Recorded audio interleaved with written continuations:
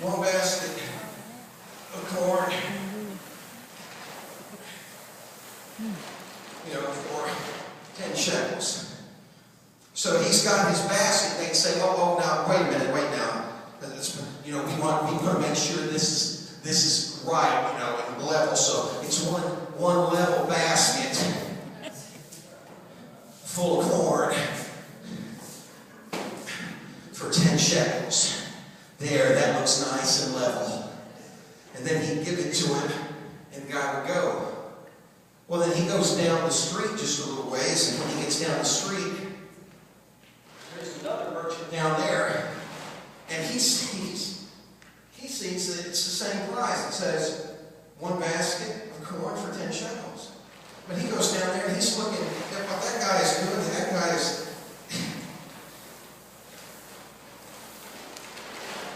is heaping it up.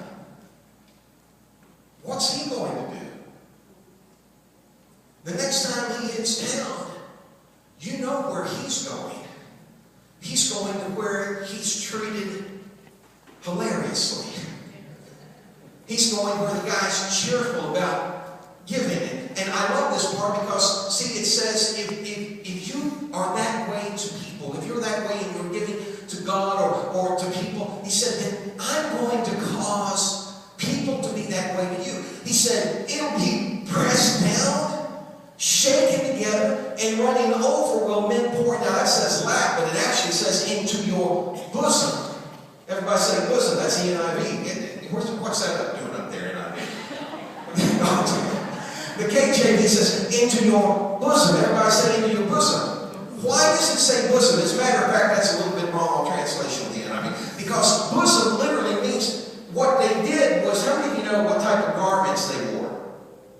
They wore like what was a robe or what we might consider, it was a loose garment that they literally, it was kind of like a dress almost. They put over them and they had a belt around it.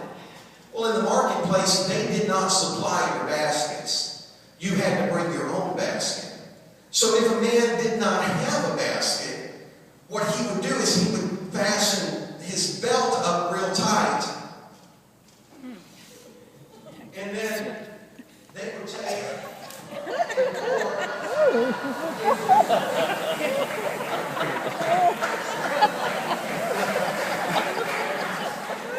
Oh my gracious, poor guy. God said, you give, and I'm going to give it back to you, press down, shake it together, and run over. The poor into your bosom. Coming out of the street. See, this is what he said.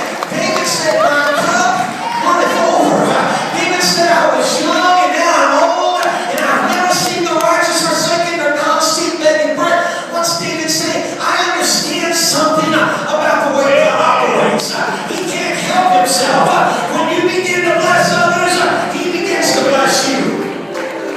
We got too many skinny Christians. Amen. We're trying to get by with just one, just little.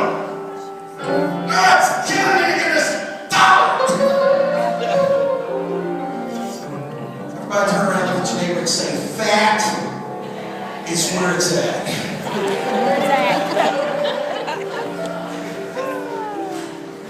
In parts of Africa that I mentioned, they measure the stature of a man, his blessing, according to how much he weighs. Consequently, those folks thought I was pretty blessed. What I'm saying is that when we walk, there ought to be a reflection of God in us. Not that we're giving by constraint or that we're giving because we have to. And when it comes time for the offering, not the idea that, they're trying to take money up again. But see it as an act from our heart. You've been so good to me, God. You blessed me so much. I want to pour back to you. And as you give to God, God says, you know what? It's impossible for you to give to me with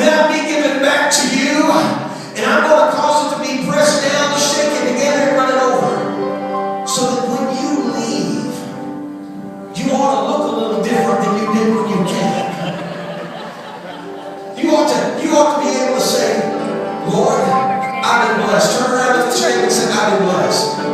I want you to